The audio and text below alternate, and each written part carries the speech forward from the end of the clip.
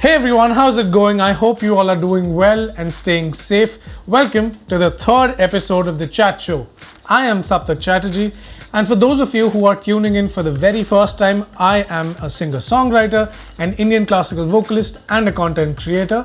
For those of you who have stuck with me throughout this journey, have heard my music, have shown your love and support, thank you so very much. It is because of the experiences that I've shared with you all that I'm able to bring all of this content to you today. Without further ado, let's get started.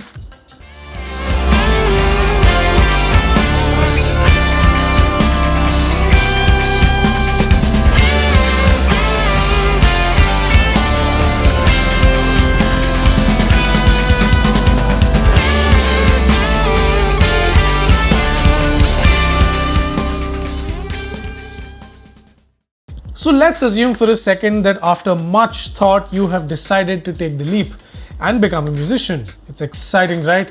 You have the money, you've got the finances in place, you've got the skill set, you're talented. I'm sure you're really talented. Say you're working hard, you've worked smart, you've got a plan in place. Now what? Do you go solo like Justin Bieber? Do you make a band like John Mayer? Do you collaborate like so many artists out there? What should you do? Should you just start shooting videos on your iPhone? Should you do low budget recordings? What's the process? What's the first step? What are some of the good practices, some healthy practices that will make you stand out from the crowd? And what are some of the questionable habits and practices that will make people go like, maybe not this one? So, should you go solo or collaborate? Or should you put a band together? In my experience, the answer to that really depends. When I started out, I was fortunate that I was still in college, so I was surrounded by a group of fantastic and brilliant musicians. So we decided to put together a college band. Back then we were called the Hansraj Project. Maybe some of you have heard our music. Later on we became a subculture. Maybe some of you have heard that music. Point being, we decided to start a band together because, all of us were young. We were all very eager to become professional musicians. So we did not have the pressure of instantly earning money or having the need to become popular. But what happens if somebody is fresh out of college, they don't have a band exactly, they're relatively new to the scene, maybe they don't know so many musicians. What do they do then? It really depends. I know a lot of artists who started by collaborating, and I know a lot of artists who are starting right now as solo artists. So say you want to collaborate. What's the process? What's the first step? I have collaborated a lot in the past, and I also went solo. In my experience, it always helps to collaborate with artists who are at least a couple of steps higher in terms of number of years spent in the industry, in terms of experience, and in terms of some sort of popularity. Don't get me wrong, popularity is important because when you're collaborating, you usually want to step up, you want to go up, you don't want to settle in a collaboration. So in my experience, I've always tried to collaborate with people who know more, who are more experienced, who have more to offer, who I can learn from a lot. The second step, once you've finalized, okay, these are some of the artists I would love to collaborate with. Now it's time to reach out to them. This is the step, where a lot of young upcoming artists go wrong. I'll tell you why. Because a lot of the times when you're writing an email to an artist, or maybe you're sending them a DM on Instagram, the problem is we tend to be a little spammy. I've done that a lot in the past, and I've had musicians come to me and say, "Hey man, you really need to back off now. I mean, we've got your message. We know you want to work with us. Enough with the messages. We know who you are, what you do." So the first step is to make sure you don't spam the artist you want to work with, right? Because if somebody is already a little annoyed by your approach, then there's a good chance they'll not want to work with you. So give it some time before the second follow-up message. Just start casually, be polite, be straight, get to the point directly. Don't butter them up unnecessarily because they'll see it coming. They'll know what's happening. Say I'm a new artist and I'm writing to you for a collaboration. How would I go about it? Email starts, "Hi, I hope you're doing well. I'm Saptak Chatterjee. I'm a singer-songwriter. I'm relatively new to the industry and I thought it would be really helpful if I could get the chance to collaborate with you." Then talk about why you think this collaboration makes sense. So I'm a singer-songwriter. I'm mainly in the pop and pop rock space, and I think you're one of the really innovative artists in that space. And I thought, it'll be nice to reach out to you to see if you have enough time and enough bandwidth to collaborate with a relatively newer, younger artist. Please let me know if you would like to talk more. I would be more than happy to give you the details. Hopefully this will be a good starting point to a longer and much more fruitful conversation. The next step would be to talk about the song, why you think it'll be good to collaborate on this particular song. Example, hey, I'm Saptak Chatterjee, yada yada yada. So I've just finished writing a song which is about, dealing with life on a daily basis, but it's got a comic twist to it. And, from all the music that I've heard that you've made, I know for a fact that, you've got this really cool and quirky image, and I think you'd fit right in with this song. And I couldn't be more grateful to have you on board, if you're willing, of course. Now, once they see that your approach is polite and respectful and, the song is cool and quirky, and you've already mentioned that, it fits with their image, the next step would be to, just clarify a couple of things, because as artists, we always want clarity on the financial bits, right? That's just how reality works. So, mention that fact politely, mention that fact casually that, hey, I'm self-funded, I'm an independent artist, and I'm not really in a position to pay you anything, but I would love to help you out in any way possible. I could be a stage tech for you in your concerts. I could help you, figure out equipment on stage. I could help you with sound in future. Just see how you can add value to the other artist's professional or personal career. You could, tell them that I'd be willing to help you out with projects. So if you can't pay, then offer to help in other ways. The third point that you should definitely mention in your approach email or message is that what your vision is for this song. If it's just a song that you're writing out of a whim, then I don't think a lot of artists would be willing to collaborate on. But say this song is part of an EP, your debut EP or your debut album, then it adds a special angle to it. Mention the fact in the email that, hey, this is the second song that I've written for my debut album, and I could not be more grateful to have you be a part of my debut album. So just word that in such a way that the other artist feels, hey, I get to be part of something that's happening for the very first time. It's new, it's unique, and it's somebody's brainchild, and they want me to be a part of it.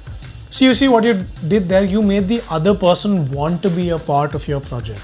And I think that's always a good approach, because as long as you're being transparent and truthful, I don't see a reason why somebody would not want to be part of that collaboration. The next step is to always have a good mix of solo tracks and collaborative tracks or collaborations, because you also want to let the world know that you are a singer-songwriter or music producer in your own capacity, in your own right. While collaborations show how adept you are at working with other artists, a solo number, a solo song will show your prowess as an individual creator. So having a healthy mix between solo releases and collaborations is always the best way to go, in my opinion. This has been my experience, and as you all know, I am sharing nothing but my personal experiences. The next thing that I've noticed with a lot of collaborations, especially nowadays, is that some artists have managed to reach a very, very respectable position in terms of numbers. Say they have a massive following, a lot of people love their music, they have a very steady following on social media as well as on streaming platforms. So what I've noticed is that nowadays a lot of young artists try and collaborate with other artists who have the numbers, but not necessarily fit the vibe of the music. Now, there are quite a few issues with this. The first is that, say your music and my music are extremely different. Say your genre is bedroom pop and mine is techno trance, say in that space. Now, first of all, figuring out a collaboration of two genres which are very different requires a lot of thought, requires a lot of maturity, because one, the composition needs to be such that it really fits both vibes. So one, you'll have to justify this to yourself and to the other artist, why you think two creators of such different styles should work together. Now, if you truly do not feel so, if you do not believe in that, confluence of two styles, it'll show. It might not show in the end result because, say, the producer is extremely talented, say the mix engineer has done a fantastic job of mixing all the tracks together. But once you get down to the studio, once you get down to making the song, figuring out parts together, that disconnect will show, because the groundwork was not based on matching wavelengths or matching vibes. It was based on one party trying to benefit from the other party's numbers, strictly numbers. Make sure you are collaborating because you truly love the other person's music and you think the other artist brings a lot to the table to what you have to offer, to your creation. Now, of course, when I collaborate with artists, I've worked with acts like Anand and Tanner, I have worked with acts like Anirudh Verma Collective. All of these collaborations have stemmed from mutual admiration, mutual love, respect for one another's music, for the approach that we had individually in our separate careers, and then we came together and we brought the best of both worlds. So make sure you really, really like, respect, admire, and love the other person's work, vibe, energy, work style, work ethic. Only then should you decide to collaborate. Now let's talk about a couple of healthy habits and good practices that you should try and develop, and a couple of some questionable, unhealthy practices that a lot of us frequently engage in. The first thing, the most important thing in my opinion, is that there's a very common stereotype attached with musicians that we are never on time anywhere. Whether it's a rehearsal, whether it's a recording, whether it's just a studio session where we're sitting down to brainstorm. I got to know of this stereotype way back when I was in college. Our rehearsals, most of us would reach a little late, and I realized that is what was normal. For a 4 o'clock rehearsal, we would reach by 4:30, 4:45, and nobody ever seemed to mind. And that's when I realized, hey, we've already wasted 45 minutes just reaching. Then comes setup, then comes just, hey, how's it going, kaisa hai, arey, kya chal raha hai, and all that. You can't just straight away reach the rehearsal space and start playing. That's impossible. And then I figured out all our rehearsals were being cut by half almost, only because we reached 15 minutes late. Catching up took 15 more minutes, and before we knew it, 1 hour of the 2-hour rehearsal was done. So reach on time, reach 10 minutes early, catch up, do all your hi, hellos, kaisa hai, chai peete hain, all of that. And then by the time you start setting up, you should have enough time to actually play the songs and figure out parts and do what you came here to do. You don't want to be known as somebody who'll reach late, because that's just the way to go. Stand out, be the person who's always on time, surprise the room, The second very important and healthy practice is to always meet your deadlines.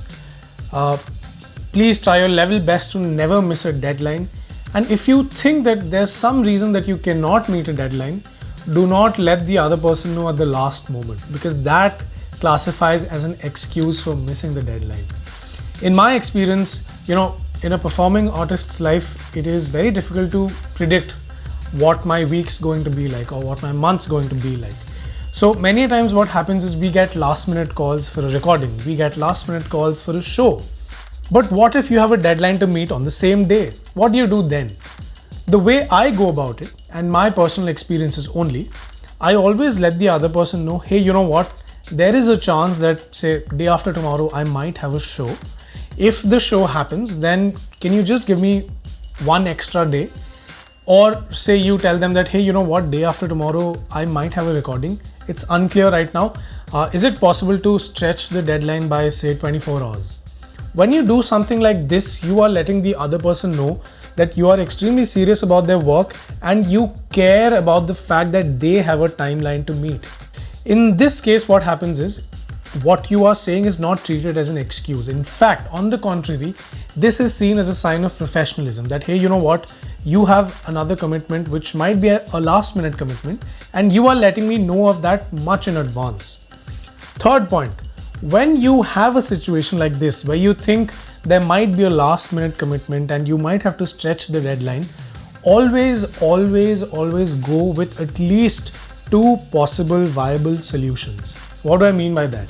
Say you're a producer and you've asked me to record something and send it to you. Now I know that tomorrow I have a show and I might have a rehearsal today evening.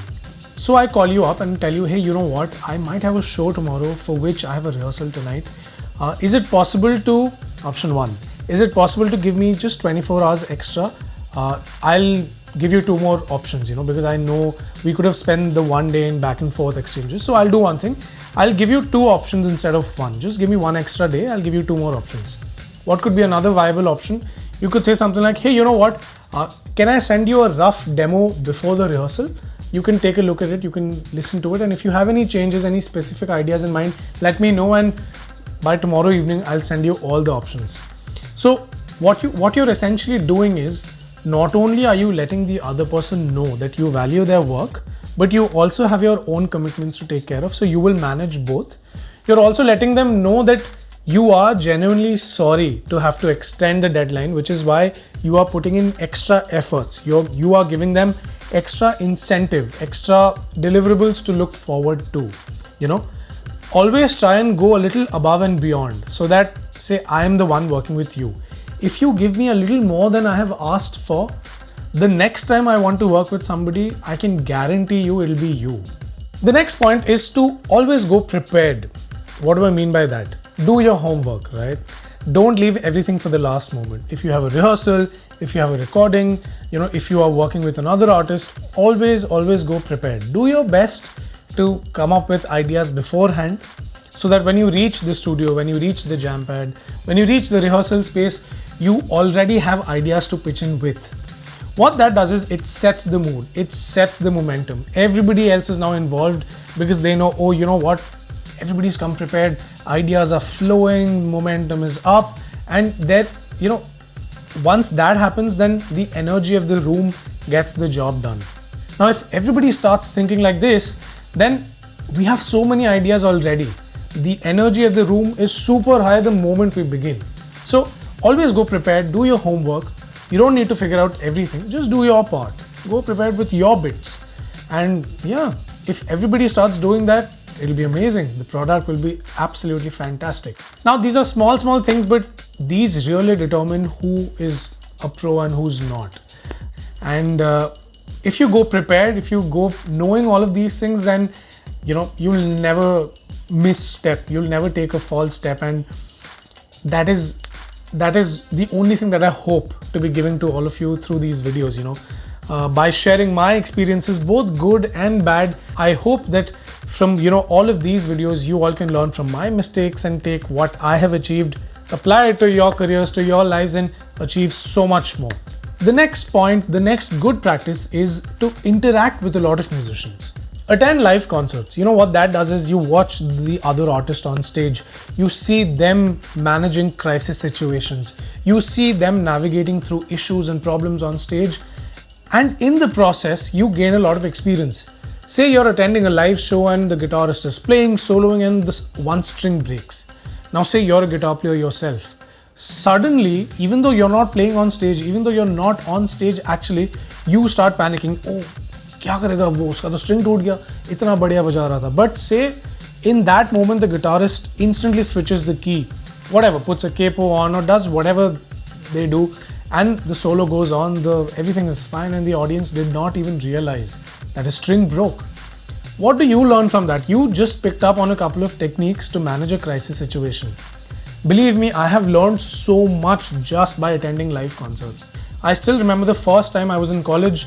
I attended a concert, and it's a technical term, there was something known as a feedback loop that got created on stage. Say that shrill sound that happens when you're too close to the mic or when you hold the mic a little in an awkward angle, that's known as a feedback loop.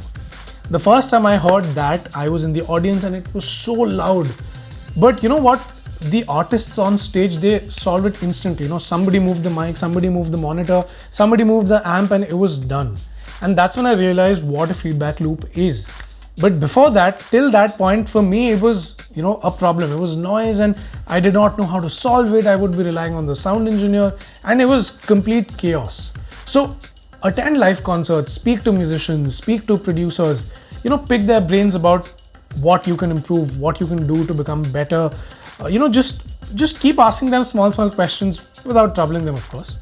The next point, and in my opinion, one of the most important points, is to always treat the stage technicians, the roadies, the live sound engineers, the construction workers who build the stage, the back-end workers with utmost respect and regard. what a lot of performers don't realize is that our live concerts and our live productions would be impossible if it were not for the stage technicians, for the stage designers, for the live sound engineers, for the lights engineers. If they did not do their job well, our live concerts would not be possible. You know, we tend to treat them like they're a little less than, and that is one of the worst practices that a performer can, engage in. The fact is that we might be the performers, we might be the face of the show, we might be the reason the tickets are getting sold, but we would not be able to be in a position to do all of that if these people were not doing their job fantastically well. And the sooner we realize that, the sooner we'll realize that we, the performers, the artists, the creators, we are part of this ecosystem where all of these other members, elements, the stage techs, the roadies, the technicians, the ones who are constructing the stage, the ones who are carrying the amps, the vendors, they're all part of an ecosystem, and it's like a circuit. Even if one of them does not do their job, it'll be a short circuit. Yes, there might be a pecking order in our business, in our line of work, but what we need to realize is that every single element, every single person in that chain is as important as the next and as important as the previous link. If the vendor does not reach on time, what will you do? You could be the best performer in the world, but if the vendor is not on time, what do? You don't have a mic to sing into, you don't have an amplifier, you don't have the wedges, you don't have the monitors. What are you supposed to do? Say the lights engineer is not on time, who will operate the lights? Say the stage is not constructed on time, how will the performance start? You're getting my point, right? Every member is equally important, and yes, equally important. Again, the tickets might be selling because you are popular, because you're successful, because the whole country resonates with your music.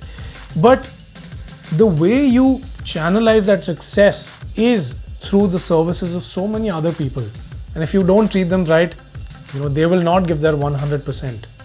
On the contrary, if you treat everybody like your peer, if you treat them like they're part of your group, like it's a big clan, then everybody will want to give their 101%, and then your performance will get elevated to a whole new level.